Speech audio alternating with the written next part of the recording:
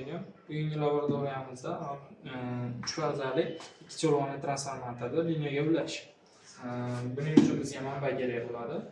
Kosinus sxemamizni ko'rsatib beruvchi moslama 3 cho'lg'onli transformator, 2 cho'lg'onli transformator 3 fazali, voltmetr va ampermetr kerak bo'ladi. Xo'p, ampermetrda bitta liniyamizga, aynamamizga, fazamizga ketma-ket qilib ulaganmiz. Mana manbadan tok chiqib, ampermetr orqali o'lchag'ichimizdan transformatorga kiryapti.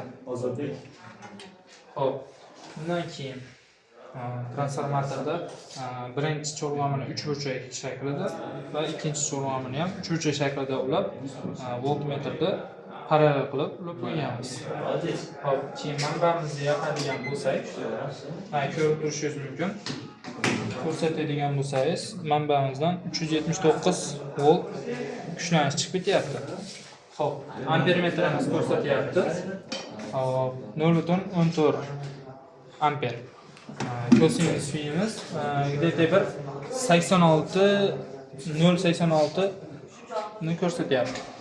Keyin voltmetrimizni ko'rsatadigan bo'lsak, voltmetrimiz fazalar orasidagi kuchlanish 114 volt ko'rsatyapti. Shu bilan bugungi laboratoriyamiz tamom.